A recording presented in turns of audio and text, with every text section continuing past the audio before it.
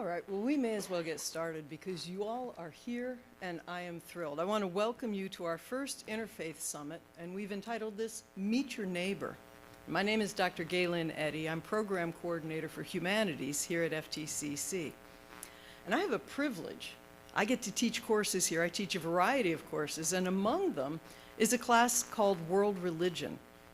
While teaching World Religion, I get to offer field trips to students so that they can visit with people from various faith traditions. And that's how I met some of these neighbors. The purpose of this Meet Your Neighbor Summit is to truly help us to meet our neighbors. I'm a Christian. Among our guests today are many friends of many faiths. Dr. Lodi, who is Muslim, is a good friend of mine. My friend Rabbi Goldberg is going to be coming in through Teams because he was stuck out of town. Dr. Gupta, my friend, is Hindu. And each of these friends have welcomed Fayetteville Tech students to come and visit their place of worship. That way, our students are able to come and see these faith traditions in practice.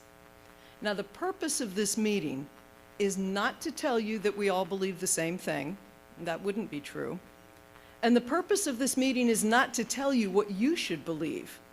That's between you and God. The purpose is that you get to really meet your neighbors. Y'all, come spread out over here. There's more folks and chairs that way. Plus, when we hit the intermission part, you'll be closer to the snacks, okay? So come up this way. The purpose of this Meet Your Neighbor is important because we live here in this amazing country and we all practice our different faiths in this place. We're all blessed with freedom of religion. And that freedom of religion is safeguarded in our Constitution. Now, some years ago, when I first started teaching world religion, I started reading a bunch of books, and one book that opened my eyes to the value of religious freedom for all is a book called The Price of Freedom Denied by Brian Grimm and Roger Fink. It's part of the Cambridge Studies in Social Theory, Religion, and Politics. Doesn't that sound like something you want to read? Yeah, the dead stares, I see that. No, it's a really good book. And what amazed me about this book is that they laid out the statistics, studying countries in the 21st century. And the focus of the book was not to say whose religious belief was right, but more to look out and study the benefit of freedom of religion. And the book demonstrates very clearly that religious freedom promotes peace. Not the absence of religion, but the freedom for people to choose their religion, to share the same set of rights. The authors did this by compiling data on religious persecution around the world, and they argued in the 21st century no religious group is held exempt from persecution, but they conclude that religious freedom can result not only in less violent persecution overall and less conflict, but also in better overall outcomes for society. So I highly recommend this book. One of the authors, Dr. Brian Grimm, also founded an organization known as the Religious Freedom and Business Foundation. Now that might make you scratch your head and go, religious freedom and business? How does that fit together? But the Religious Freedom and Business Foundation works globally with the mission of demonstrating that the economic value and social benefits of robust religious diversity and liberty for all is tremendous. This foundation believes that business and religious freedom for all combine to form a powerful force for a better world. In other words, the freedoms that we celebrate, they're not just ideals, they really do make for a better, more peaceful world. Now, when I teach world religion, because like I said, I'm Christian, like deeply Christian, but I use the analogy from my many hundreds of hours of watching HGTV. Because I love looking inside other people's houses. Anybody here like HGTV besides me? I like to know what, y'all, when you get old, thank you. Y'all, once you own your own house, you're gonna love HGTV, because it's like, oh my gosh, I could have that floor. But when I'm watching HGTV, I get to peek into all kinds of houses. And in a sense, when you study world religion, you get to peek into all kinds of faith houses. You don't have to move in. I sit back with my husband and we criticize houses we don't want to buy. But I don't go up to the people and say, I hate your house, you should have vinyl plank siding or something. I don't do that, right? In the same way, when you study the different religions, the goal is to peek inside your neighbor's house and see how it makes sense for them. I will never ask you to move in there. You need to live in your own home. So when I take you to visit, if you sign up for World Religion and we get to visit some of these faith traditions, the goal is for you to see how that religious belief system makes sense for people in that group. When I was preparing for this meeting, I came across another group called the Multi-Faith Neighbors Network. This group was founded by a pastor and an imam. And the website had a blurb that helped me, because I'm Christian, and the blurb was really helpful because it talked about coordinating at the grassroots level with various traditions, even though the groups have irreconcilable theological differences. That's okay. We can still cooperate as friends and neighbors for the betterment of our whole society. And just as the Multi-Faith Neighbors Network seeks to build the kind of society where community, cooperation, and common good are lived out, that's part of what we want to do here at FTCC. Connect you with the broader community, help you meet your neighbors. Our hope is that as we meet our neighbors, we'll break down some of the barriers that may exist. The first time I visited the Hindu Bhavan, I had no idea what was going to happen. I've never been before, and now I have wonderful friends for many years. When I visited Masjid al-Madinah, I got to know Dr. Lodi, and we have been friends for years. The first time I visited Beit Israel, the synagogue, I walked in off the street based on an article I read in the newspaper. They said, come, so I came. And people were nice, and now I have friends. My religious rights to practice as I believe, to hold to what I hold true, are the same rights that my colleagues up here, the same rights you share. My rights are your rights, and my freedoms that I deeply cherish are theirs as well. And we have a lot to be thankful for. I can't wait for Thanksgiving break and one day where I'm not going to be grading papers. But around the world, faith traditions are thankful for all sorts of things. We have this in common. And as we approach this Thanksgiving season, I'm thankful that you're here to meet your neighbors. So the plan of the event is as follows. You've all got a little program there. It lists off who we're going to hear. Each person will speak for 5 or 6 or 7 minutes. If a question comes to mind, would you please write it down on the 3x5 cards I put on the table? If you don't have a pen, I left a pencil there. During a break, I've got a basket over on the snack table. If you would put your questions in the basket, that would be very helpful. And if you could name the speaker or the faith tradition that the question is addressed to, that would also help. After we hear from each guest, we'll take a brief break. There's a whole bunch of snacks back there that aren't going to eat themselves, so I'm hoping that you will eat them. And while you're sharing snacks and time together, please come and get to know our neighbors. Then I'm going to call us back to sit for a brief minute, and we'll do the question and answer and hear answers from people who actually practice these faith traditions. And at the very end, I'm going to ask you to complete a survey. I'll put a QR code up, just so we can find ways to do this better, because we want to serve you. So, with that being said, let's hear from our first faith tradition, and Rabbi Goldberg is coming in through a Teams connection. I hope everyone can hear me, yes? My apologies that I'm not with you in person. My car broke down last week, and hopefully the mechanic will have it running soon. But I'm glad to be able to join with you all remotely. So Judaism has, I should say, several denominations, and so it's a little bit tricky to fairly encompass all of them, but I'll do my best. Judaism traces its origins to the time of the Hebrew Bible, roughly the Old Testament, but since its original language is Hebrew, a little bit of biblical Aramaic, but mostly Hebrew, and so often referred to as the Hebrew Bible in English, but also because of this fact, the Hebrew language has a special place in Jewish ritual worship and in traditional holy texts, even beyond that.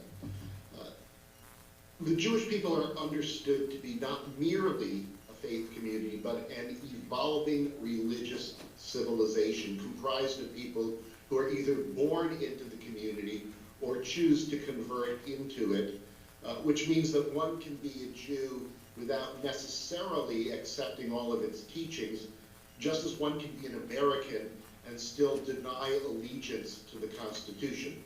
Of course, the federal courts won't care about what you believe as they're sentencing you for the commission of a federal crime. But it's being part of the Jewish people, while religion is an important component of it, doesn't mean that everyone necessarily subscribes to it. Additionally, Judaism does teach that this life that we live is not the end, but its focus is on how to behave in this world. And there are no set required beliefs about the nature of the hereafter. It's kind of do the right thing here, have faith in God, and God will take care of whatever's supposed to be. That doesn't mean that there haven't been and aren't a variety of Jewish views about how the hereafter may be. It's just that none of them are required belief. The main idea is to do God's will as expressed in the Torah, which includes a wide range of materials from stories, lessons, and wisdom to specific laws to be observed, both interpersonal, ethical, as well as spiritual, directed at God.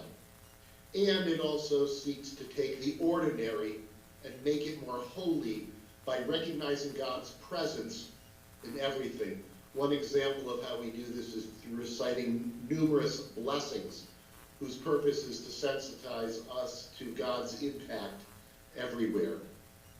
Judaism, I should also note, does not believe that everyone needs to become Jewish.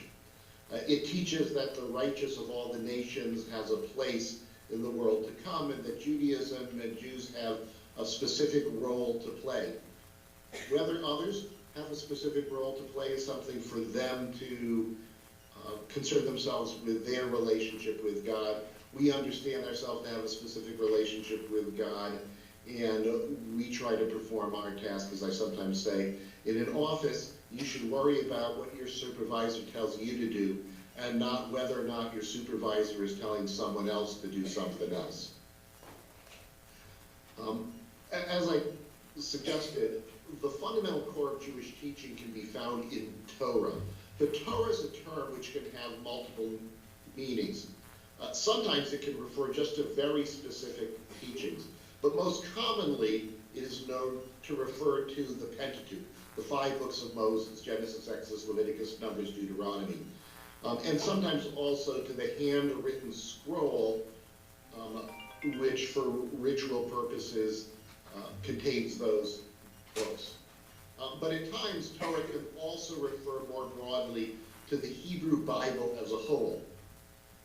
Lesser known is that Jewish tradition maintains that there is also what is referred to as oral Torah, which is considered to be just as binding as written Torah, the 5 books of Moses, and is considered to be just as ancient. The oral Torah contains authoritative interpretations of the written Torah, supplementary laws and teachings, as well as guidance for how to apply the teachings of Torah, both oral and written, to new circumstances which arise in life. Originally, the oral Torah was passed down entirely by word of mouth, but during ancient periods of persecution, especially from the Romans, the strictures were relaxed, allowing the oral Torah to be written down. And the most famous collection of oral teachings is the Talmud, which was edited about 1,500 years ago. However, by its nature, oral Torah is ever expanding. Anytime someone following oral and written Torah precedent addresses a new question or teaches about something, and generally, as I've said for the last millennia and a half, in written form, that's considered to be part of oral Torah. And so the two facets of Torah, written and oral, are considered to be necessarily and inextricably linked. You can't have one without the other. The words of the written Torah are considered to be immutable, sacrosanct, and unchanging, the Word of God. Whereas there's the concepts of oral Torah, also considered to be divine in origin, but it's the concepts which are essential and not necessarily any specific wording. And so this element of Torah gives a flexibility and a dynamism, while the unchanging written aspect of Torah keeps it grounded and rooted in eternal teachings. And so finally, with all of this in mind, Judaism traditionally understands itself to be expressed through Jewish law, but it's incorrect to understand Judaism as to be simply legalistic for legalism's sake. Rather, it's a Jewish understanding that Jewish values, both ethical and spiritual, have to be made concrete in action. That is, if the letter of the law is necessary to understand how to correctly live out the spirit of the law, the values of Judaism. And so the only way to kind of combine those two, if we're going to be truly committed to the values, is to studying and understanding, so what precisely does that mean in day-to-day living? What am I supposed to do, both in the spiritual realm as well as in the interpersonal ethical realm? Lastly, to be fair, I mentioned certainly not every Jew follows traditional Jewish law, at least not in every instance. And I'd like to just close by making reference to a great reference book for anyone who might be attending a religious event of another faith tradition. It's called How to Be a Perfect Stranger. So if you ever find yourself going to a service, a funeral, a wedding, another faith tradition, and you want to know what to expect and what the main symbols and things going on there, I highly recommend How to Be a Perfect Stranger.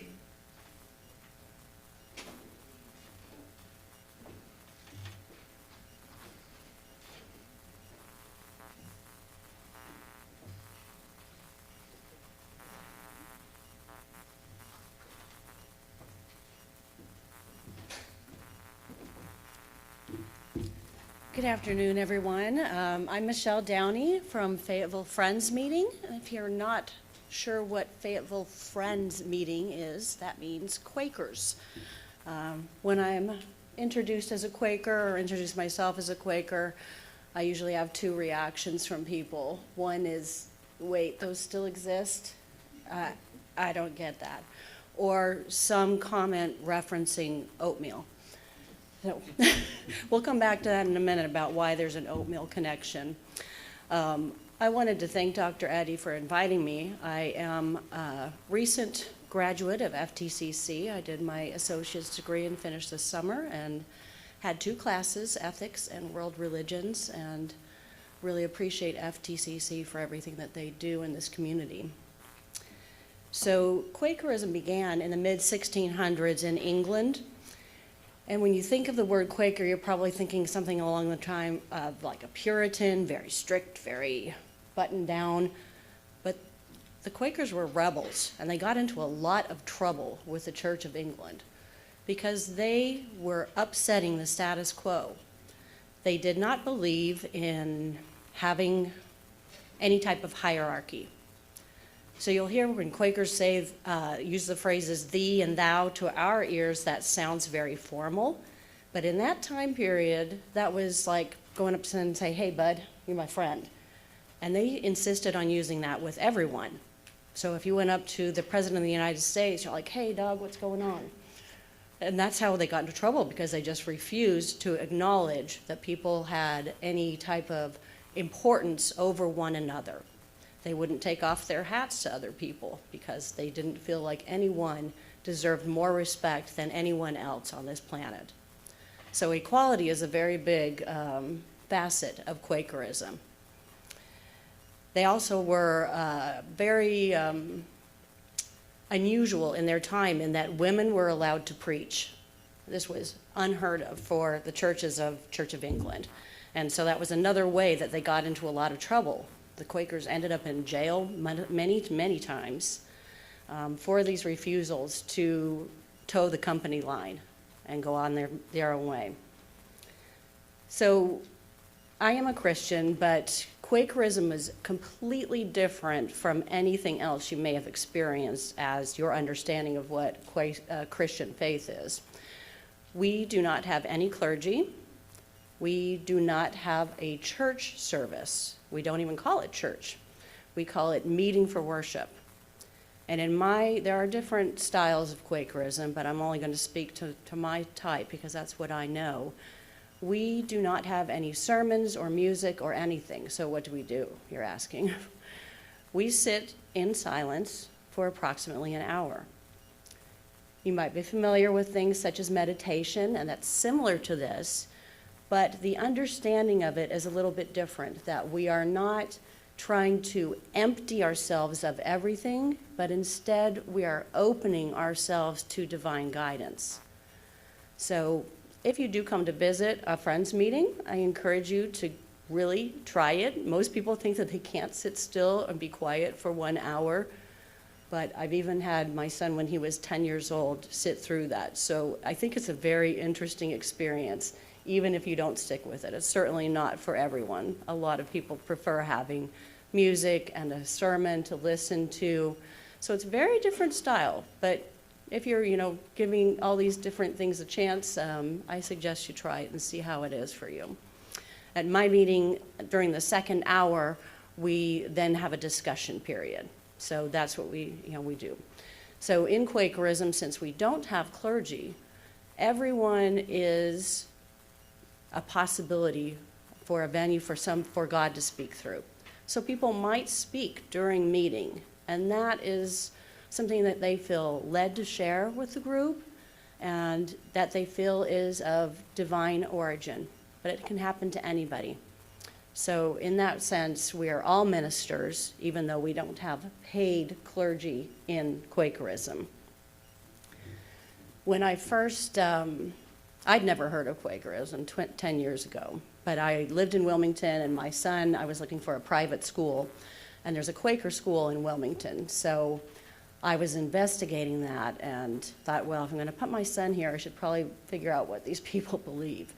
And one of the things that intrigued me to start with was that the children in that school call the teachers by their first names.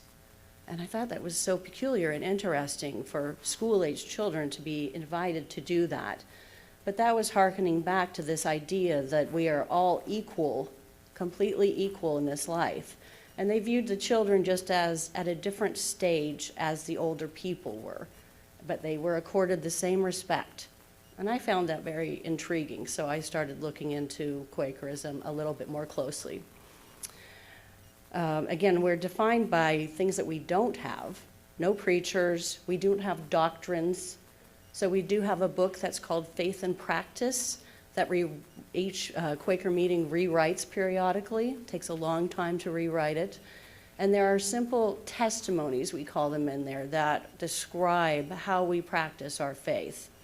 And those are known by an acronym called SPICES. So each one of these stands for something, and it's a different interpretation for each person. Because we don't have a doctrine, it's open to each individual to decide how they're going to live out these testimonies. The first one is simplicity. So just for a quick example for myself, for simplicity, once I became a Quaker, well, not even right when I first did, but later on, I decided to start dressing more plainly, not spending as much money on clothes. So I typically have a black t-shirt or a gray t-shirt. I wear the same jewelry almost every day. Once in a while, I'll switch it up. But that's just my small way of interpreting what simplicity means in my life. The next one is peace, and Quakers are very well known for this. We have a reputation for being conscientious objectors. We are completely against war. My meeting does not have its own meeting house, but we meet at Quaker House of Fayetteville, which is a separate organization, and that is an organization that supports conscientious objectors. and also provides counseling to domestic violence in military families. That's just a very small nutshell of what they do.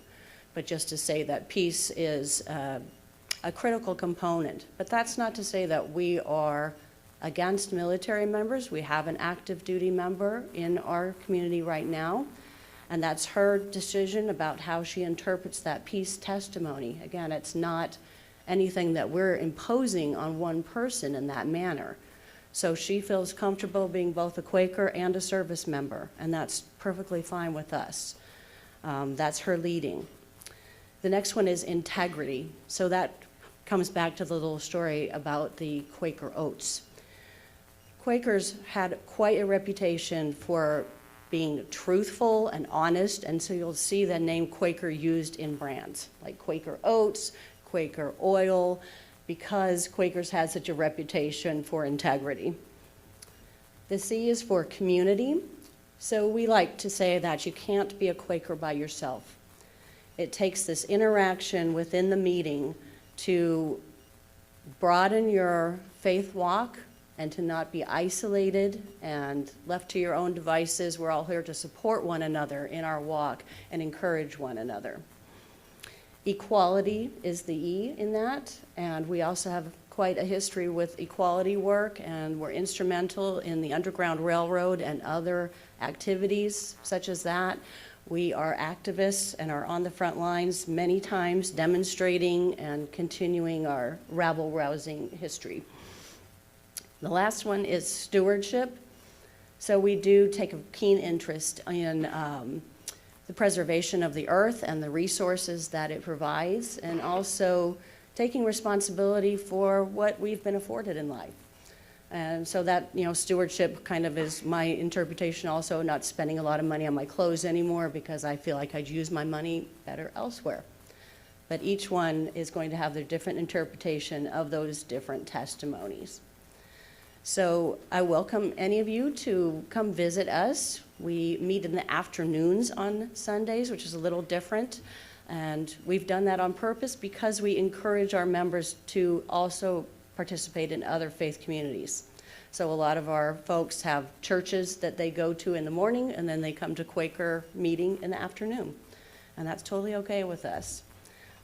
But a little bit different spin on Christianity than you might find in some other situations. All right, thank you so much.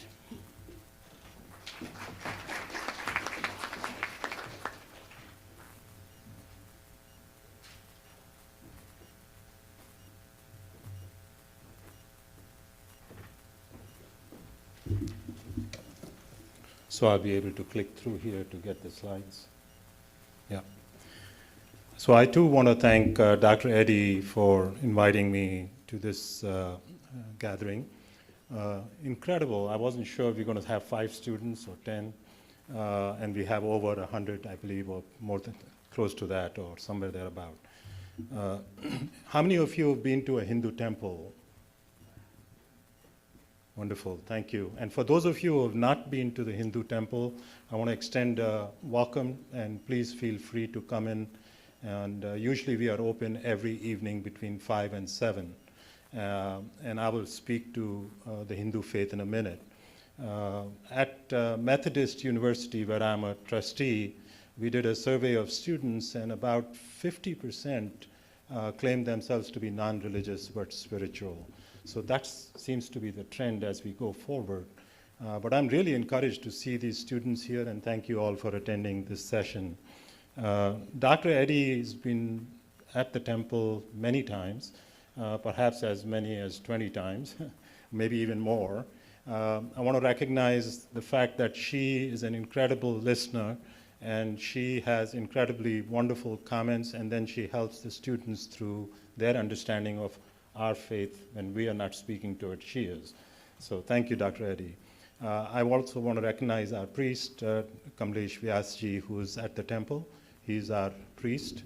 And my wife is here. She is learning the language of Sanskrit, which is Sanskritam. That is where our scriptures are written in Sanskrit. I don't understand a word of it. I am not clergy. I often look at her and seek her guidance. So I'm speaking, but she's listening, Usually I'm listening. So thank you for being here. I'll take a few minutes. Let me see if I can. I do practice gastroenterology. That's what I do. I'm not clergy, so there's a disclaimer. Most of what I say, please take it with a grain of salt. Hinduism is the common term applied to the Hindu faith. We typically actually address this as Sanatana Dharma, and I'll speak to it in a minute. There is no single founder. There is no hierarchy. It was founded over 5,000 years ago, and it believes in one creator, but with many paths. So we accept all faiths, all religions, in fact, when I heard the rabbis speak, there are so many commonalities between Judaism and Hinduism, it's incredible. We typically use the term Sanatana Dharma. We say this is an eternal way of life. And we believe that about 5,000 years or thereabout, years ago, this faith was passed on by simply spoken word. So there was no written text at the time. It was passed on by the seers or rishis or yogis, and they passed it on word of mouth. And so there was no written text. Sanatana Dharma, or the way of life, encompasses a set of eternal and universal ethical and moral principles of virtuous and true living. The Hindu ethical code attaches a very significant importance to values. So when I ask my wife frequently, I said, what did you teach at Sunday school today? She says, you know, I've been telling you this for 45 years. It is simply the value system. So we teach basically values. And when people think about values, it's not something, if you listen to, I think I was listening to a podcast by Zuckerberg recently, a podcast that I recommend very much is something called Acquired. And it's a 2 or 3 hour long podcast by different founders of different companies. But he said the values are not to be posted on a wall. It is to be lived. And that's what Hindu faith is supposed to be about, such as truth, karma, or dharma, which is the right conduct, peace, love, and nonviolence. Now, in the modern day world, and especially in social media, I hear people talking about dharma and karma. Well, dharma is really a very important core belief for Hindu faith. What it means is acting according to the station of life. So if you are a policeman, you should be performing the duty of a policeman. If you are at home, you should be a father, husband, grandfather, child, etc. Acting according to the station that you're in, and then being in conformance with that. Karma is doing your duty, but with the full understanding that it is deferential or reverential or under the divine power.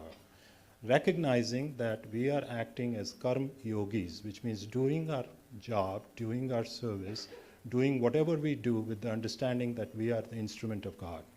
That is what karma is.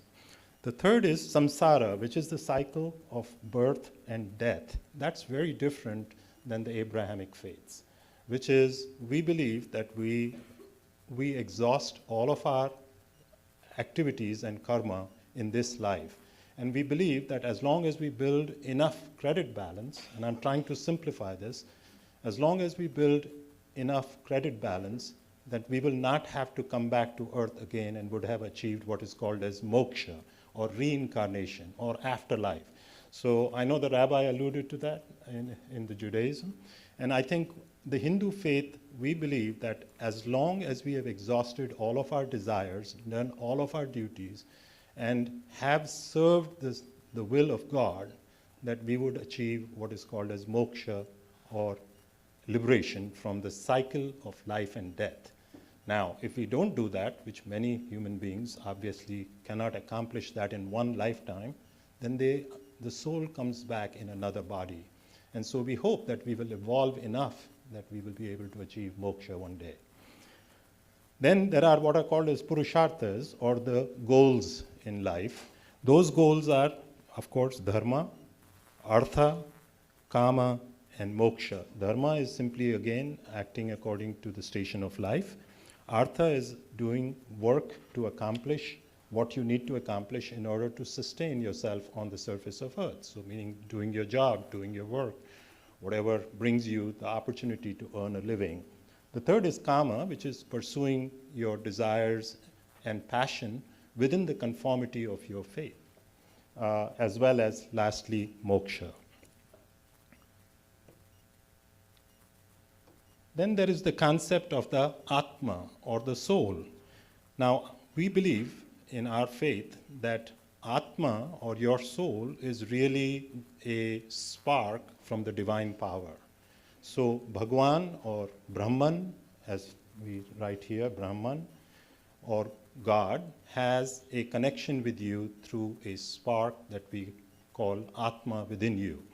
So, the whole purpose of understanding the Sanatan Dharma, or Hindu faith, is understanding that there is a connection between the divine power and you, and every human being is equal. There is no unequal portion granted anybody.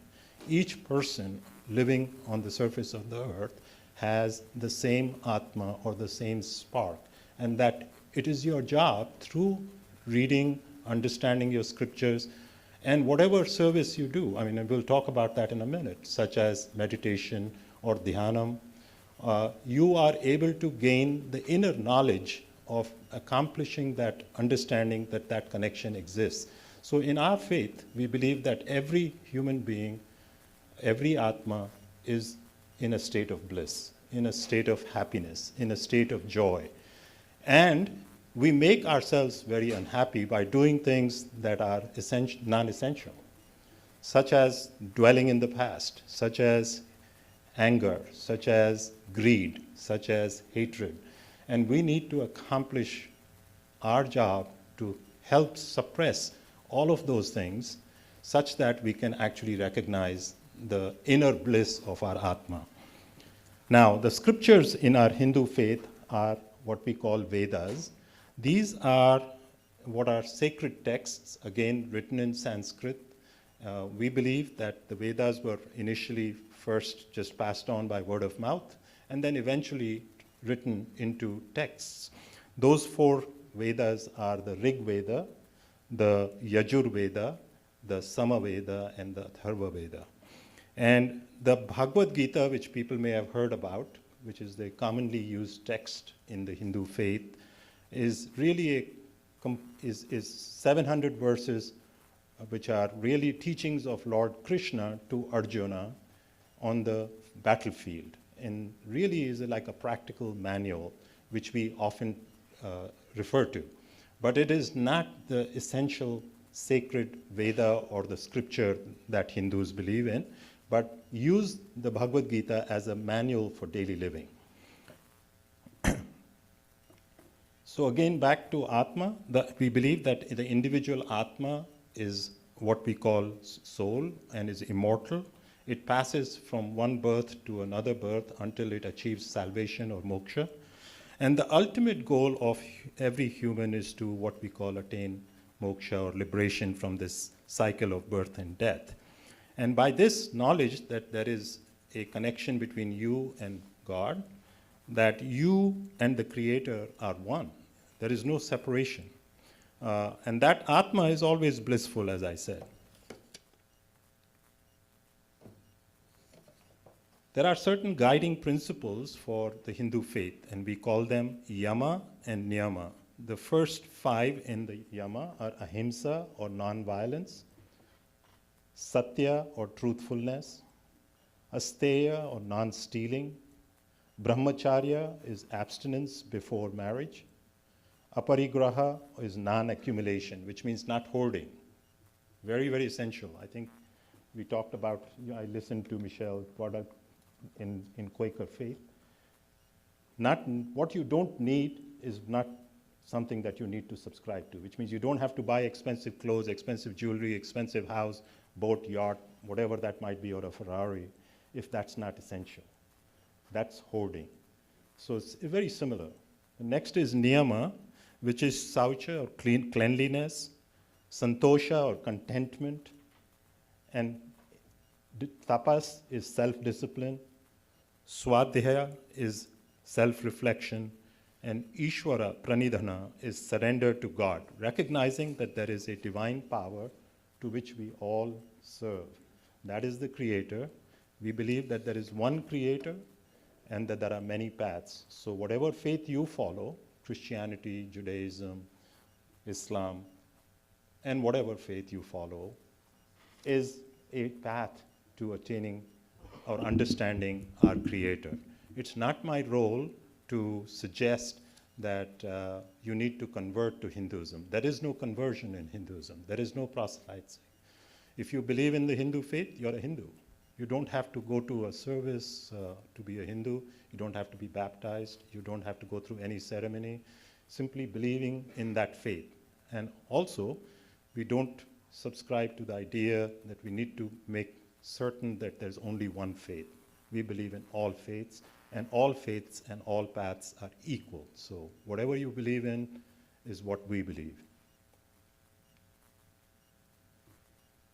I put this slide up simply because there are often many questions. When Dr. Eddy brings students to the temple, they have all kinds of questions. Why doesn't the priest do X, Y, and Z? Or why aren't there female priests? Or can you talk about the caste system? I can. The caste system, just very briefly, I know there's a lot of attention paid to the idea of the caste system in India, but actually really is social hierarchy, simply doing the responsible for different categories of jobs. Somebody who is a priest, who's a Brahmin, is responsible for teaching the scriptures, performing the rituals in the temples, etc.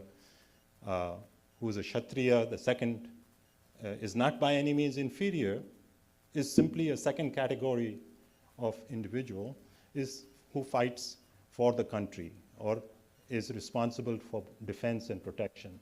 The third is Vaishya, which is a practicing individual who practices business and is responsible for conducting commerce.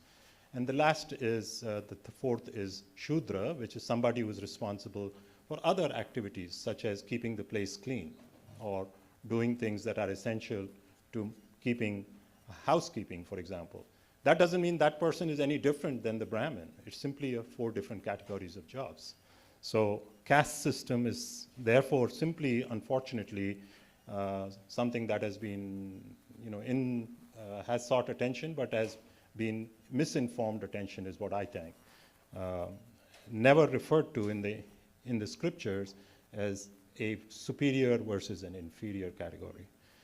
Application of bindi, people ask, and I'm sure in the Q&A we can discuss that.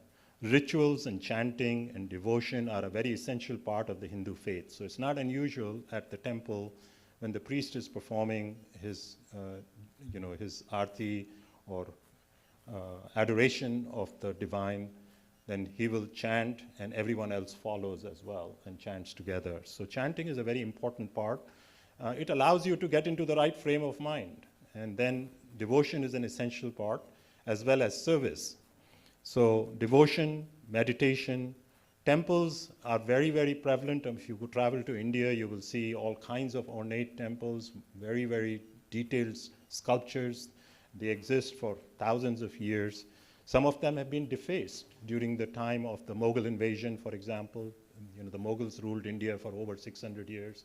The British ruled India for over 150 years. So that has obviously transformed many things.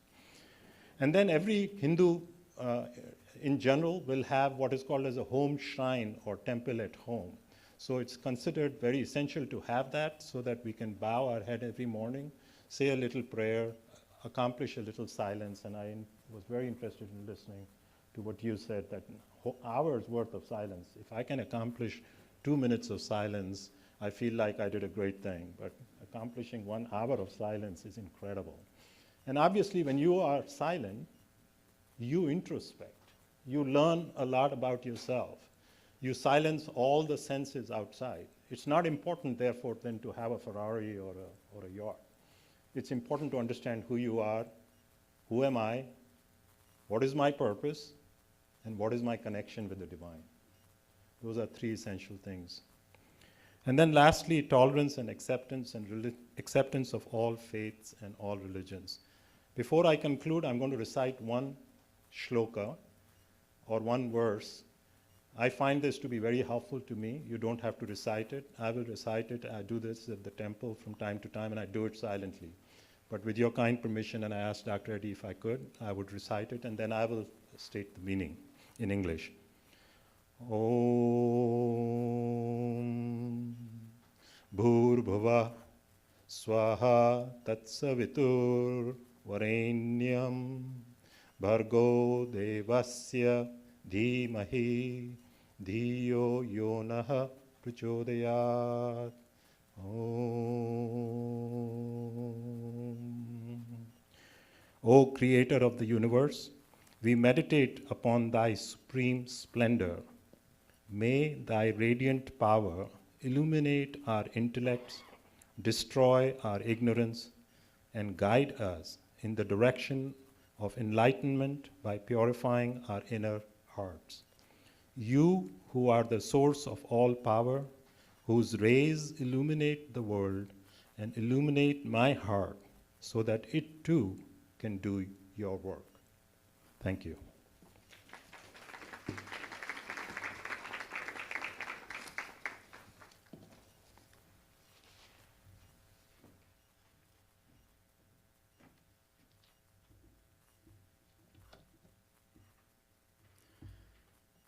Assalamu alaikum. That's the greeting of the Muslims. So the religion of Islam was revealed in the Middle East about 1450 years ago. Since the language there was in Arabic, so most of the things that we practice are in Arabic, even their book is in Arabic. I would like to begin by acknowledging the initiative taken by Dr. Eddy also in organizing this summit. So we have been talking and actually know each other for several years, and we participated in some other interfaith activity together as well. As you will agree with me that this type of effort plays a very critical role in fostering cultural and religious understanding among people of different faiths, faculty, and community as well. This dialogue not only broadens our perspective, but also strengthens our essential collaboration and communication skills, which are very essential for the students when they go and join workforce. Let me begin by giving you the core concept of Islam. Islam is one of the newest religions. It's not a new religion, actually. It is the same religion that was seen as Judaism and Christianity, because it came from the same creator through different times to different regions. And today, when it was revealed in the Middle East, it became Islam. The same message that started long time ago became Islam. Otherwise, the names of the religions are very new. So that's why there is no difference. There is no newness to this religion also, because the message is the same. It got changed over the time, so now it was revived 1400 years ago or so. So the basic concept in Islam is the absolute supremacy and oneness of God. God is the creator, God is the sustainer of this universe and everything in it, guiding his creation with wisdom and mercy. Muslims believe that all existence is under God's command, and that the true peace is achieved through submission to God. That's why the central part of the religion is about God. So the foundation of Islam is based on three things. The first one is the core concepts of their belief. They do have a set of beliefs that they have to believe in order to become Muslims. And the second part is the actual worship, the practice of their belief. And the third part is their moral values. So moral values are entwined in the religion itself, the same type of moral values that you will see in any other religions. Before I explain those three things briefly, all of us who are sitting here, they find it very difficult to explain their faiths in 5 to 7 minutes. It takes hours and hours of discussion to understand. I'm not a clergy myself. I'm not a religious scholar also. I am a scientist, so I'm trying to understand it myself. When I try to explain, it helps me to understand my religion as well. So before I explain those three components to you, let me state that Islam is considered one of the three monotheistic religions, the other two being Judaism and Christianity. They all believe in the oneness of God. The central point in all of those religions is also God, even though their interpretation of understanding it and explaining it to others are different. Since the message was the same, that came from the same God, so there are differences that exist today, especially when the Judaism came first, Christianity came second, and Islam came third. So things are different based on the historic perspective. All of these three religions are considered as Abrahamic religions because of the prophet Abraham. And he had three sons. The first one was Ishmael, and Prophet Muhammad came from the lineage of Ishmael. The second son was Isaac, and he had two sons. He had actually two prophets from his lineage, not actually right after Abraham, but many, many generations after that, and those were Moses and Jesus. So that's the connection between them. That's how they are connected with each other through the prophet Abraham. And another thing common in them is the holy city of Jerusalem that we hear so much about in the news all the time. And also the values that Abraham introduced to the world. He was a very devout worshiper of God. He was a very sincere, devout worshiper of God, and that's common in these three religions. Let me explain a little bit about the core beliefs, because they do have a set of core beliefs that every Muslim has to believe in those things in order for them to be called as Muslims. Those are also called as the articles of faith, and there are 6 of them. And the very first one of them, you would guess, is the oneness of God. They call them in Arabic as Tawheed. Believe in the oneness of God. So this concept explains the concept of monotheism in Islam. God is the one and only, all-powerful, omnipotent, immanent, and transcendent, beyond accountability or any sharing of his sovereignty, and he maintains absolute control over all creation because he created them. So he keeps a control over them. He's not hands-off. Muslims admit that when they say, La ilaha illallah, that there is no one worthy of worship except one God. And this is a similar concept. This is not anything new to Muslims. It is the same concept that is found in Judaism and Christianity as well. The second set of belief the Muslims have is that they were prophets. Those were people chosen by God. Those were human beings just like you and me. Those were appointed by God to guide the people. So those were sent to different people at different times. And there were more than about 100,000 prophets that were sent at different times to people. But those were just people. They were human beings. So those include Moses, Jesus, Adam, who was the first human being, and many people who came after them. And the last in the chain of prophethood was the Prophet Muhammad. Muslims believe that he was the last prophet and nobody came after him as a prophet. Then Muslims also believe in all the divine books like Torah, like Gospel, and Zabur that was given to David. So those were given to different people. The difference is that those books were revealed, those were written by people, even though those were revealed at different times. So those were written after their prophets like Jesus and Moses, and David died many, many years after them. Quran was revealed as the book which exists today. So that was more than 1,450 years ago. It was revealed in Arabic, and it is still found in the same original form. There's no change that has happened in this book. There are lots of translations, but the original book is still the same. Muslims also believe in the presence of angels. The concept may be a little different than the others. The angels are those creation of God that are given some very specific targets and tasks that they perform. They don't have any free will. So they perform those tasks in their entire life. We cannot see them. They are invisible to us because they are created out of light. Muslims also believe in the day of judgment.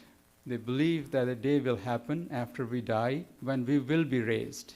We will be raised in the same form that we are today, maybe slightly different, not exactly the same, but we will be revived at that time, and we will be given our punishment or our reward based on our actions and our life that we spend here. So this life never ends.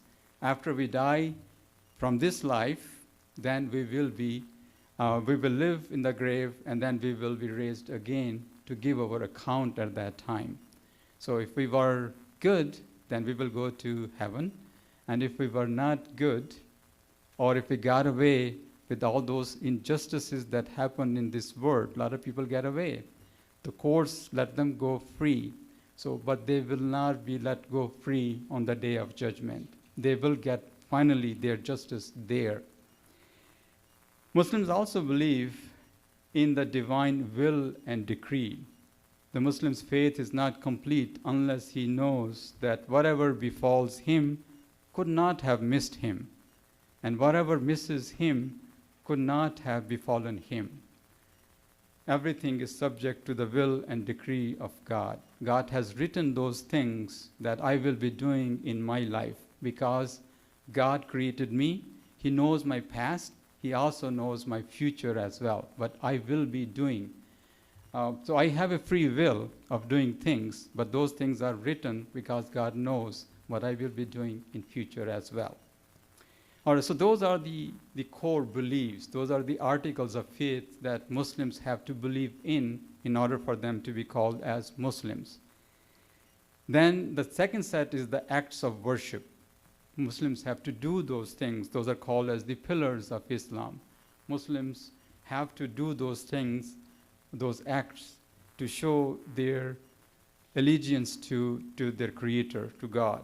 And the first one of those is to declare La ilaha illallah Muhammadur Rasulullah, meaning that there's no one worthy of worship except one God, and Muhammad is his messenger. So anybody who declares that becomes a Muslim. I'm a Muslim, so I declare that. Again, it's centered around the same core concept that there is just one God. Then the second thing that Muslims do, they pray 5 times a day, starting from the very early in the morning till before they go to bed. Those are the physical acts that you have to isolate yourself and then connect with God. What really that accomplishes what that symbolizes for us is that it's a devotion, gratitude, and a spiritual connection that we establish as a continuous link with God. So we connect back to God the whole day long. No matter what we do, we have to do those things at specific times. Then Muslims also have an obligatory charity. So whatever they save during the year, they have to give a portion of that if they save enough above a certain threshold. That is kind of an obligated thing that they have to give. Then they also are encouraged to give charity. And Muslims, as you know, are one of the most generous people in the world. The next thing is the fasting during the month of Ramadan. Then some of you might have experienced. You might know somebody who has done that. So Muslims fast the whole month of Ramadan when they don't eat, drink, or they control their desires during the daytime. From the dawn till dusk. So they don't do any of those things. They stop everything, eating, drinking, and smoking or other things during the daytime. That is just to create a self-discipline. So it helps me to become more disciplined and develop an empathy and spiritual growth through abstaining from food, drink, and desires that I can enjoy any other time of the day. But during that month, I cannot do that. Then Muslims are also, a part of their worship is to go to Mecca to perform a pilgrimage if they have enough resources, if they have health, and if they can spare some time to go there. That is an obligation once in their lifetime. So these are the sets of worship that Muslims have to do physically.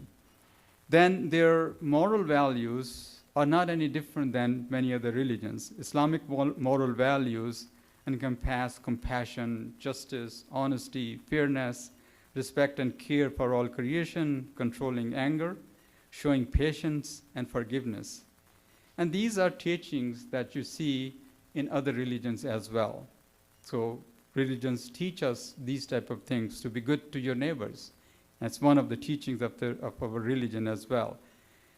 The excellence of good character is emphasized in Quran and the teaching of Prophet Muhammad. These values are reflected in Prophet Muhammad's life himself. He was persecuted, tortured, his companions, his family were all killed for many years. And what happened at the end? When he became successful, after struggling for 10 to 13 years, then he forgave them all. So forgiveness is one of the moral values Muslims adhere to very strictly. So in closing, Islam emphasizes attainment of peace through submission to God in all aspects of life. Whatever they do, wherever they go, it's a part of their worship. If we sleep, it's a part of their worship too, as long as they keep God in their mind and in their practice all day long. So, and if you have never visited, like other presenters have also offered it to you, if you have never gone to a mosque, there are several mosques in our area, including the one on Fort Liberty. So you're welcome to go and join them anytime. You will be most welcome to come and actually see how they worship there as well. Thank you so much for your time. Peace and blessings to you again.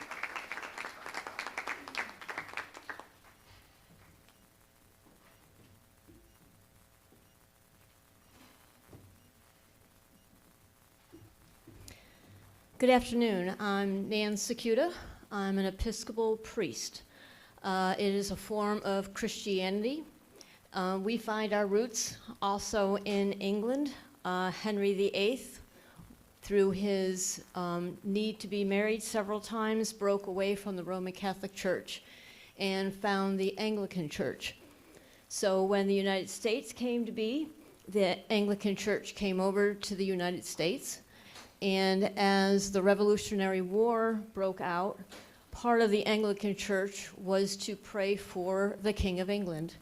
And you can only imagine during the Revolutionary War how that kind of got under people's skin. So that's when the Episcopal Church came into being. And as the Constitution was being written in the morning, the canons and the doctrine of the Episcopal Church was written at the same exact time. And so our structure is very much the same. We are governed by the people, and it is a hierarchy. We do have a presiding bishop at the very top, but it is not like a pope. And so our doctrine and our laws and our canon laws and the way we operate actually comes from the people first, and then up through the clergy as priests, then up through the bishops, and then to the presiding bishop. So that person at the very top is just a figurehead. You will have maybe noticed at some of the royal weddings, you've seen Bishop Curry give some homilies, and that's a figurehead for us. The government and the way that the church operates actually comes from the people. We are a Trinitarian church, and so that means we are baptized in the name of the Father and the Son and the Holy Spirit.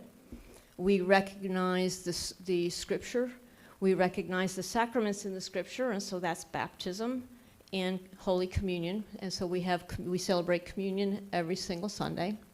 We are very liturgical in that there's a very clear structure on a Sunday morning. There's processions, and there's hymns, and there's readings, and there's sacraments. So when you come, the first time might be kind of confusing, but you know what you can expect. And so any Episcopal church around the world, even if the language is different, you will know exactly what's happening because the structure is exactly the same. As far as our basic knowledge and our basic importance, we focus on respecting the dignity of every human being. That is our touchstone. And so the Episcopal Church may seem a little bit more liberal. We are very focused on social advocacy, seeing the unseen, and being a street ministry as well as a liturgical ministry. So our whole premise is we gather on Sunday where we learn Scripture and we celebrate the sacraments together so that for the rest of the week we can go out and do God's work wherever wherever we live.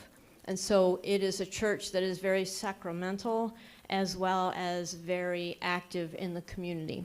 And so sometimes that might get us in trouble because we do tend to push the limits a little bit because of our founding rebel, as you will, during the Revolutionary War. We kind of still keep that in our DNA a little bit. And so when we see things that we see as unjust, we tend to speak up. We do ordain, obviously we ordain women. We are allowed to be married.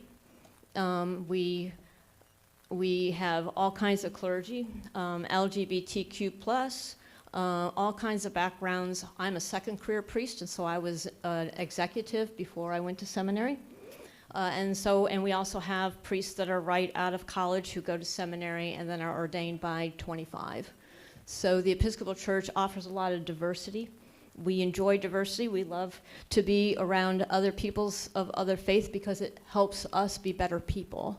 And so the Episcopal Church is very ingrained, and we strive to be that middle of the road, and we live in the gray. So we don't have all the answers. If you'll ask an Episcopal priest, what does it mean to do this? We'll say, well, what do you think it means to do that? So the Episcopal Church really likes to promote an individual journey to God and not prescripted. So the clergy really help to support each individual person, understanding that your journey is your journey and it's different from everybody else's journey. And so because of that, our foundation and our belief system is less tight. It's a little bit more liberal and a little bit more free-flowing. I'm at Holy Trinity Episcopal Church, which is not far from here. We have a labyrinth, which I think some of you may have walked. That's a maze that's on the floor. It's a contemplative practice. We use it quite a bit. It's a path and a journey, and it's something that you can do. So if sitting is not comfortable for you, it is another form of contemplative meditation. And so you walk the path, you get into the center piece of it, and when you get into the center, it's if you imagine yourself sitting in the palm of God's hands, that's what the center of that labyrinth is. So you journey into it, you sit, you relax, you pray, and then as you journey back out, as you exit at a totally different place, spiritually, physically, emotionally, than where you entered it. And so the labyrinth tends to be a really great place to release any sorrows, any grief, any confusion, things of that nature. And so we extend a welcome to all of you. Anybody who would like to visit Holy Trinity or walk the labyrinth, just let me know and we'll make sure that it's open and available to all of you. Thank you so much for your time. In the name of the Father, the Son, and the Holy Spirit, one God, amen. First of all, I'm Father Luke Awad. I'm a Coptic Orthodox priest. Thank you so much for having me here, and many thanks to Dr. Adi and Dr. Lottie for inviting me. So I will try not to be boring. I see some people trying to start to take a nap, but so we are Christian. So Christianity, as most of you all know, Christianity is all about like the core of the Bible is about two things. The story is the salvation of the mankind, and the person is the Savior, who is our Lord Jesus Christ. And that being said, I would like to introduce to you guys the Coptic Orthodox Church, which is one of the oldest churches ever, and tracing its origins goes back to Saint Mark the Evangelist, who preached to Egypt. And Saint Mark the Evangelist actually in Egypt is ordained the first patriarch in there after him. So our patriarch now, or the Pope now, is number 118, descended from Saint Mark, who is our first Pope. His name is Pope Tawadros II. So, as you can tell, we have the hierarchy in our church. So we have the Pope, the metropolitans, bishops, and priests, like myself. Also, Saint Mark the Evangelist established the very first seminary school in the whole world. And that being said, there was some sort of an outfit or a uniform for those who study in that school, and that's the same uniform that I'm having right now, if you can see that. Like the hat and the robe, it is the same thing. This is why we kept it. So we believe that if you tell somebody about something, by the time it goes to the person number 50, there will be some changes. So this is why we have the Orthodox faith. That means we don't believe in changing anything, which is good and bad. But we don't believe in changing anything. We keep our traditions the same all the way. We don't change. This is why I'm still wearing that uniform.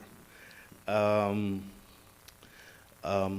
other thing we believe in, that we also believe in the seven sacraments, and which are the baptism and the confirmation. The most important sacrament is the Eucharist, which is the communion. And we believe in the repentance and confession, matrimony and unction of the sick, and the priesthood, of course. We do perform liturgical service. So the liturgy is established by Saint Mark. So the very first liturgy that we have was written by Saint Mark the Evangelist, and that's what we use right now until this day. And that's about everything about our belief. We believe in the same Bible like every other Christian denomination. And our church here in Fayetteville is right next door to the VA hospital. It's called St. George Coptic Orthodox Church. And that means we believe in the intercession of the saints. We believe that the church has a relationship with the people who departed. Like, death for us is not the end. We believe that when we leave the world, if we are believers, we will go to paradise. And when we go to paradise, the relationship between the church in paradise and the church on earth it did not end that way. We still have a relationship.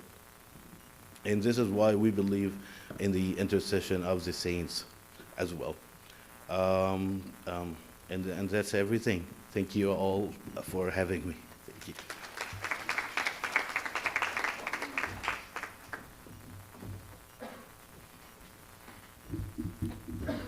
Peace and blessing to you all. I try my best not to keep you too long. I know there's a snack and everybody waiting. Some people have the Z Monster. Hopefully, the few words I'm about to say are able to penetrate your heart, at least have you think. I know some of you guys are students, you're probably here because you need that extra credit. So your professor might be here, might be one reason. But I'm a chaplain in the military. Oh, that's my picture in the background. How many of you are connected to the military? I'm just curious. Okay. Then I don't need to be here, so everybody knows what's the role of a chaplain then, right? No, it's, you're seeing chaplains, and most people always get me confused with Space Force. Because I always tell them, they're like, oh, this is Space Force, and I'm like, nah, I'm not, I'm a Muslim chaplain. But it's, I'm a Muslim chaplain, it's rare, there's so few of us that most people, some people done 20-some years in the military, they never see a Muslim chaplain, which is okay. Just like we talked about earlier, give me the opportunity, like Mr. Roger, get to know your neighbor. So that give me an opportunity to actually talk, engage. And I was going to talk about Islam a little bit, but then I realized my wonderful brother, he did an amazing job. Whatever I'm about to say now is going to be, yeah, go sit down. No, but I will approach it from the military aspect as, what is a chaplain? What is a military chaplain and what is a Muslim chaplain? Is there any difference? If you think about it, there's only 8 of us in the Army. An active duty chaplain, there's only 8 Muslim chaplain, and 2 of them are full-bird colonel, so the odds are you probably won't see those guys no more. So it's guys like me you see a lot, like involved in the community. So what do? Most people who spend their time doing I've been at Fort Liberty, my 3rd assignment. They never let you go. You stuck there. But it's okay. It's my 3rd assignment. Some people are like, this is the first time they see me there. I'm like, really? Guess I was in a timeout room or something. I've been there the whole time. But I've been with different organizations and on base, and which has been amazing for me. I enjoy it. As far as chaplains, it's a 8-year process, but what's unique is that as a Muslim chaplain, I'm able to approach it differently. And everybody who's been in the military or family, you know, if you stress or whatever it is, chap, I need you. And I always tell people, most of my commanders, sometimes I have to remind them on Friday, hey, you know I have to go do, you know, this thing called Juma, like Islamic service sometime. They're like, what do you mean? I'm like, sir, man, you forgot I'm Muslim? Oh, yeah. Chap, I forgot. But we're able to laugh, but that show you at the end of the day, we dare to take care of our nation's finest. And so they didn't look at you, because there's rabbi, there's Hindu, there's Jew, there's Buddhist, Islam, Christian. They don't look at you, look at you as chaplain. I'm able to approach it. Maybe it's my personality where I am. They look at, hey, chap, we need you. They don't stop and say, hey, you Muslim? I don't think I need you. Could you get somebody else? I haven't experienced that, so I don't know if that's a good thing or bad thing. They look at you, you're the chaplain. So when I say as chaplain, it's easier to approach it that way. As for a Muslim, it's a title. But I'm able to perform for my community. As far as the diversity piece, we do have female Muslim chaplains. I know people may think, oh no, we do have them. I went to school, seminary school with some wonderful sisters. That's how I managed to pass. They were there to help me. So the sisters, they're doing amazing work. Some of them, you'll find there's 2 of them in the military right now. You'll find them a lot in the hospital, university settings, so they're out there. As far as chaplain, one of the biggest opportunity, not the biggest, and one of the main thing we do, whether you're Muslim, Hindu, whatever your religion is we're able to uphold the Constitution. Make sure that person, whether you're atheist, whatever your faith tradition, even if you don't have any, you have the right to exercise whatever the religion piece is. And that's what we do. And that's why my faith sometimes is not that important, but it is important. Because I always tell people, you could sit me down, cut me, whatever. I'm Muslim. The same thing for my Christian brothers, any other faith. This is who we are, but we're not there to judge you. I'm not there going to say, hey, you got to be Muslim, this, that. No, we there to help you, meet you where you at. And as far place of service, Fort Liberty, I got to remember, it's not Fort Bragg no more. I know the old guys in here like it's Fort Bragg, but it's Fort Liberty. Fort Liberty has an active one of the chapel where the Muslim community have their own place of worship. And it's unique. But also, since I've been here, I'm at the War Mag at the hospital. we were able to establish a second place in the hospital where for service on every Friday too. So it's 2 places of worship going on. But as far as being a Muslim chaplain, the thing that separates, most people always identify me as an imam, which is similar to a priest. In my faith tradition, I always tell people, I'm not an imam, but I could do the job as an imam because I went to school to be a chaplain. That's 2 different things. And sometimes, but that's the only way other faith tradition could identify us. They're like, you're an imam. I'm like, I guess I'm an imam. But an imam is someone, this brother here could be an imam. Anybody in the faith tradition, if you lead in prayer, you're doing certain things, you could be an imam too. But due to the fact I did went to school, that's my specialty, even though most of my university was wrestling, but that's what I went to school for. So I was able to identify as an imam. As far as that piece, we're able to accommodate, make sure if you need religious accommodation. Like for my example, I'm the only one on Fort Liberty. And if there's an emergency based on the radius, so other agency or other thing but to task you out, you're the subject matter expert, they expect you, whatever faith tradition you're in as a Muslim, to know from your faith tradition, if some commander need a brief based on the AO, something is going on, hey, sir, ma'am, this is what it is, and this is how from this faith tradition, this is how it's going to impact the troop. And we do the same thing as a Muslim chaplain, you name it, counseling.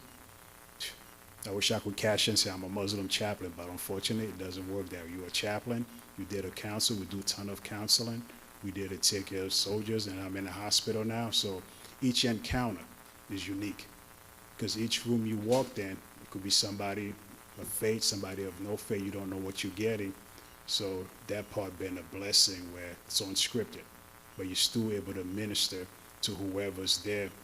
And I know I'm supposed to talk about, I guess, military and Islam, which is, it's a little complicated, but it's not that complicated because if you go back even to the Prophet himself, well, he was also a military leader, he was a statesman. So as a chaplain, you end up doing all those roles, advising the commander, make sure the freedom of religion, make sure you're performing service. So you name it. Some of the drawback, I would say, you could be isolated. Like I said earlier, I'm the only one in Fort Liberty, but you wear 20 million hats. Everybody needs something from you, but your self-care, other things, sometimes there's a drawback in that profession. Sometimes the rabbi, we always meet together, they're like, hey brother, you need a hug? Yeah, I need a hug too, man. People always find it strange, but we're like, because we by ourselves, we isolate, which is good and bad. But we always realize each other, the resources to make sure that whatever the community or whoever need us, they're able to do that, use us. Another thing too, as for drawback, is due to the fact that most people, sometimes the stigma, because you say Muslim, they're automatically like, okay. They're like, okay too. Yeah, but once people get to know you, I always tell people I operate in the concept of ship. Ship in the sense that relationship. If there's a relationship, you see me there, information with you, everything, then there's a trust, friendship, partnership. If I don't know you, it has nothing to do with your faith tradition. I don't know you. But due to the fact you have a relationship, most soldiers open up to you. That's where your faith becomes irrelevant, whether you're a Christian, they don't care who you are, they need help, they need help. That's some of the drawback. I know I'm supposed to be talking about Islam in the military, but like I said, my brother already stole all my thunder, so I was empty. I was empty out. So I might need a paratrooper to come save me or some, but hopefully in the Q&A, you guys are able to ask me question, be honest. If something you have genuine question, ask the question. I will do my best to answer, especially from the military point of view. There's a lot of things that you might be surprised. So hopefully the few words I said didn't put you to sleep. If you have family member in other faith tradition, do tell them join the chaplain corps, because the chaplain corps, we're the heartbeat of the nation. We dare to take care of our nation's finest. Doesn't matter what faith tradition they are, encourage them to seek that life. So I'll greet you. Peace and blessing.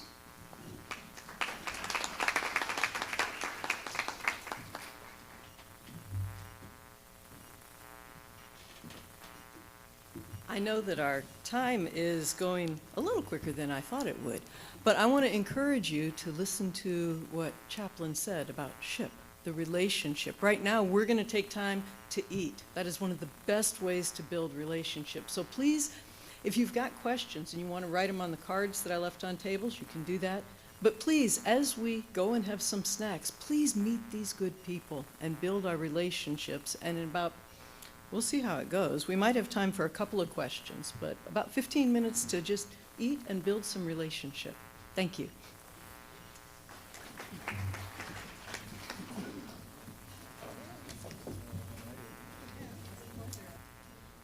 Okay, you all, we gathered questions, and I've asked each presenter to answer one question. There were a lot of really good questions, so thank you for that.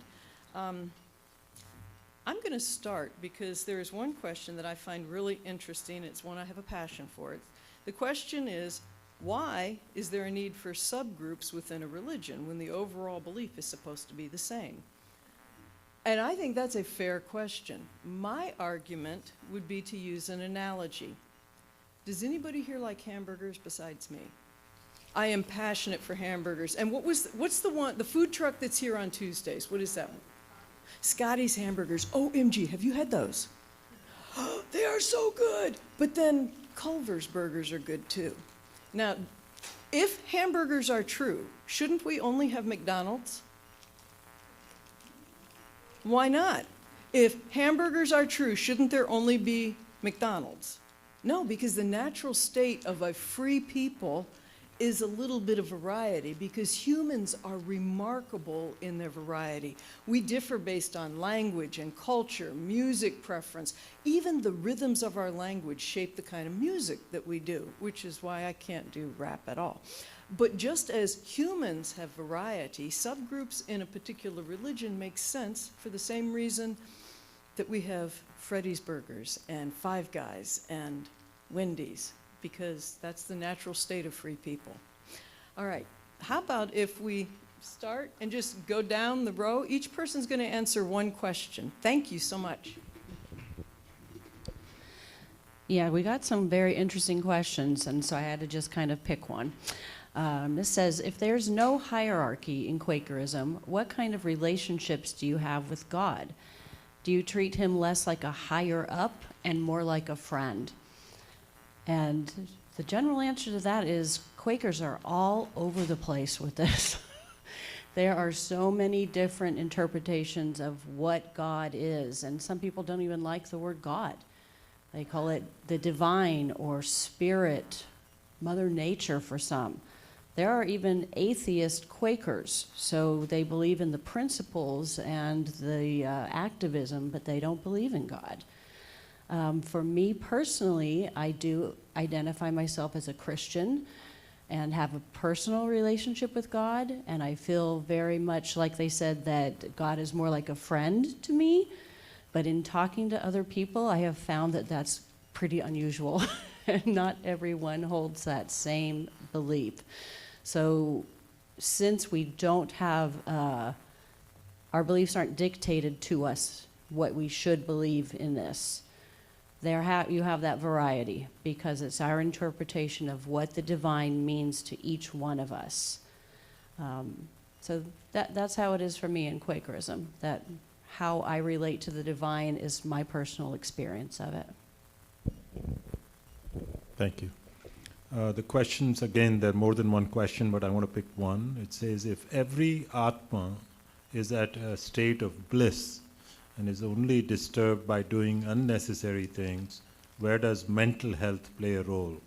i.e., chemical imbalances that people cannot help that cause them to feel depressed. So I think the issue here is when you talk about Atma and the inner conscience or soul, we are talking about the state of bliss, understanding that there is a connection with the divine power. Now, there's obviously a physical state of being unhappy or mental illness or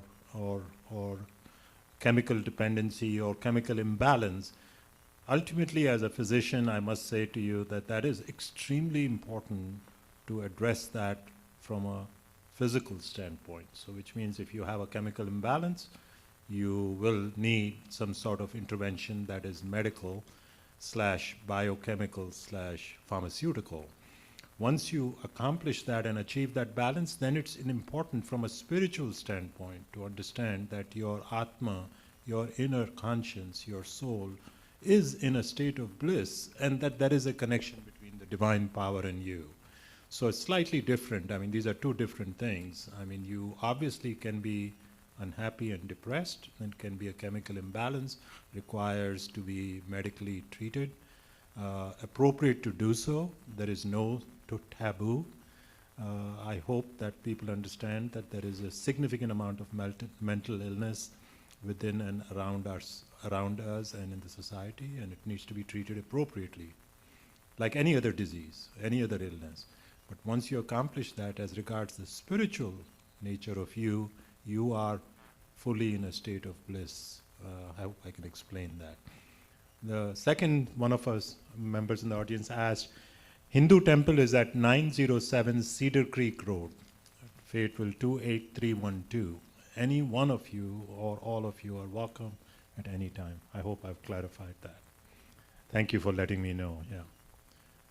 Thank you for letting us be here, and I've enjoyed talking to all of my panelists, and it's an incredible opportunity for us to understand each other and so much of commonality between our faiths. Thank you. Thank you. So I do have two questions, and one of them is just the answer is yes. So that's it says, is Coptic Orthodox Christianity? Yes, it is. I'm sorry if I wasn't clear. It is Christianity. The other question is, do you believe that the Coptic religion believes change is sinful? Do you mean like conversion? Like convert out of the Coptic Orthodox faith, or is that the question? Yeah. So one thing that I personally believe in, that God give all the condemnation to the Son, to Jesus Christ. So I can't say this is wrong. I can't say that other religion is wrong, or there is something wrong with other religions or in conversions. But I can explain my faith and my beliefs. And if somebody doesn't like it and wants to change, then that's a very, very private relationship with God. So if somebody wants to be different than being a Coptic Orthodox, then that's his choice. I think I personally, I'll be fine with that. Thank you.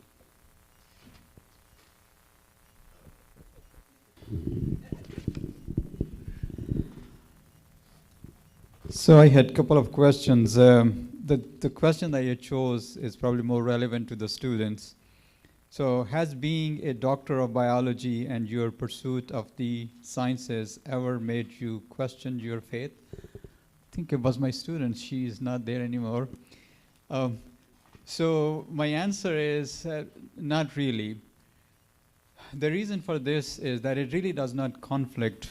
My religion does not conflict with the sciences that I studied. I studied cell biology, genetics, DNA, lots of very sophisticated things for my doctorate and my postdoctorate after that. But at that time, when I was a student, we used to learn about creationism. It was taught in the schools, and we really did not have any conflict there. But creationism was taught, evolution was taught there as well. That's one of the most controversial things that we have nowadays, because creationism is completely gone from the text, from the books, from the curriculum. Nobody can even say that in the schools anymore. People get in trouble when they say that, things were created. Things are evolved. This is what we are teaching our students nowadays. So as a scientist, I know things cannot be created by themselves, because even theory of evolution that explains how all these forms of life have evolved today cannot explain that. One thing which is missing piece there in the theory of evolution is, how did the life start? So the people who believe only in evolution and not in creationism, of any form, they cannot explain that. So when we know that, things got created, then we can explain the evolution happened after things got created. But things cannot come into being by themselves. Because I know much deeper things. I know a lot of very sophisticated mechanisms and molecular bases of things, how things duplicate, how cells form, how cells do not form, or lots of those changes that we see, and maybe Dr. Gupta can explain those things better than myself. But we know those things cannot happen by themselves. So nowadays I keep things separate. When I'm teaching biology and theory of evolution, I tell them this is a scientific concept, and in my personal life, I have to believe what I want to believe. So I'm not really that much conflicted there. But that was a very good question.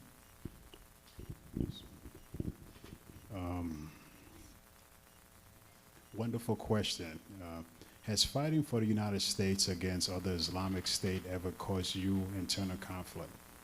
And I think this question, it's a question that I may have to be hired by the dean to teach a class a whole semester. So if you guys want an in-depth answer, make sure you tell the dean you need to hire me. No, but it's a wonderful question. But I'm going to try my best to answer it where I don't put you to sleep and keep it simple, straightforward. In the military and then in Islam, we approach it from the just war theory. So those who've been in the military would understand that concept. In the Islamic, basically, jurisprudence fiqh, we look at it just basically the way. And at the end of the day, is it an internal conflict? Yes. Killing is killing, doesn't matter who. If you take out Islamic State, you just put state. Does it change? Wrong is wrong. And we approach it, our chaplain at least, I would like to believe, I can't speak for her, I can only speak for myself. We approach it from you could say, different things from our own faith tradition. How does internally, what's going on? Why is it this causing me an internal conflict? And one of the first things we all did, at least as an officer, and it doesn't matter when you join the military, is to uphold the Constitution, whether it's foreign or domestic. If it's right, ethically or morally, we will back it up. But if it's something that's against your core virus chaplain and you endorse it, you don't have to go with it. And also about the other way, at least, it's what's the word? Can't think of it. I forgot the word off my head. Now it's about basically killing is killing, and even in Islam, killing is forbidden. There's rules to it. You cannot just declare war on something.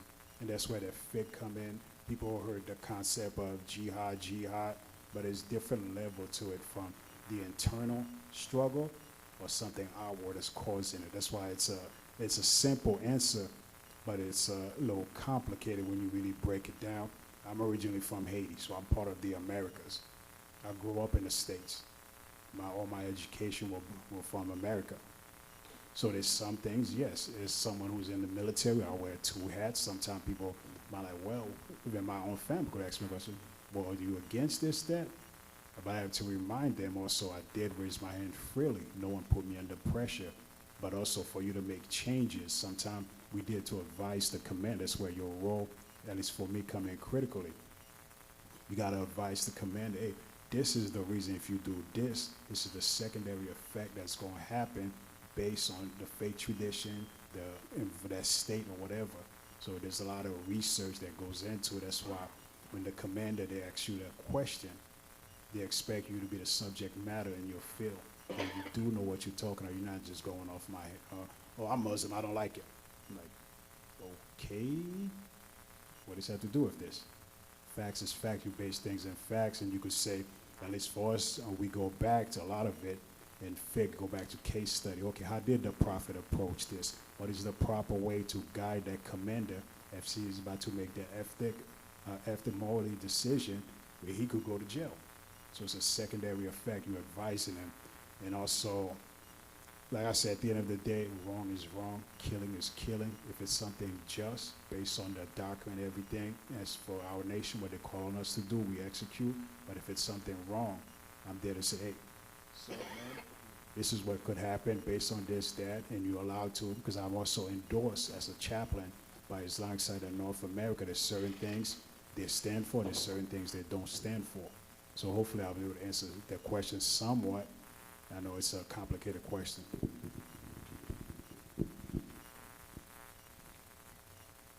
So one of the questions that was posed to the Episcopal Church is the Episcopal Church like Catholicism?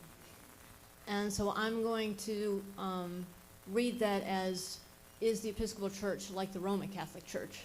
I'm not sure that that's the actual question, but that's the one I'm going to answer.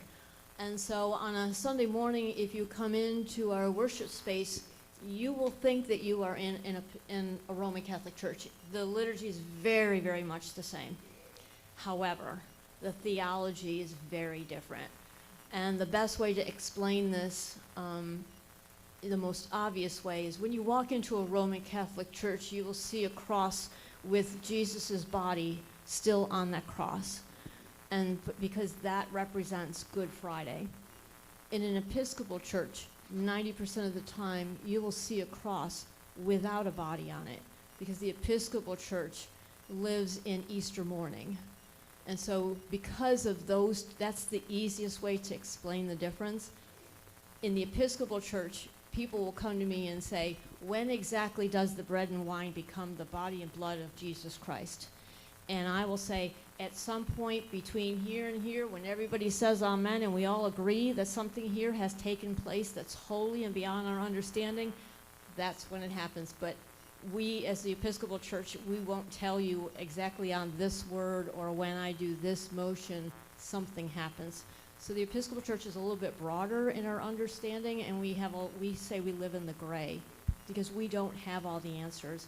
Nobody's died, gone to heaven, and come back and told us exactly what it's like. So we walk in partnership with other people in their spiritual journeys, and we ask a lot of questions. Episcopal priests don't like to give a lot of answers because we don't have all the answers, and so we recognize that. That's a great question, though. Thank you. And I have a question for Rabbi Goldberg. The question is, which religious movement do you teach and follow? Conservative, Reform, Orthodox? They were asking. I follow the conservative group, and just very briefly about some of these that are even other smaller ones. Conservative is normally perceived as being kind of the middle ground between Reform, which is more theologically liberal and progressive, and Orthodox, which is more, I won't say traditional, but traditionalist. Sometimes the language I use, and sometimes perhaps more fundamentalist in a sense. Conservative has nothing, by the way, to do with politics. It comes from the idea of conserving the tradition, but conserving the tradition in a way which also responds to the changing reality of the world and circumstances. And it's our conviction that Judaism has always contained within it certain legitimate mechanisms for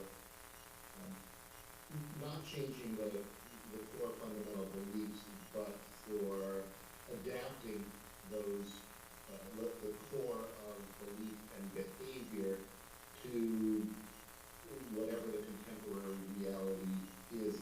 It's our perspective that those of the Orthodox have become reluctant to utilize those traditional mechanisms, and that those in the Reform movement have chosen not to feel that one needs to use the traditional mechanisms and one can make changes without that when one has sufficient feeling that they're legitimate, whereas we believe that, yes, we have to use the traditional process, procedures, we were talking sort of in legalistic terminology, precedent and whatnot, but that the tradition does have those mechanisms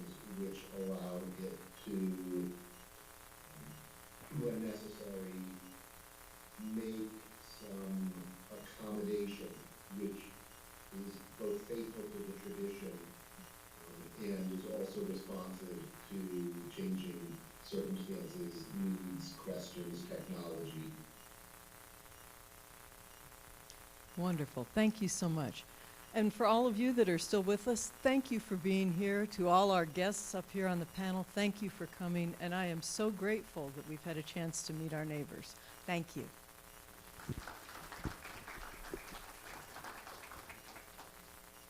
Please help yourself to more snacks.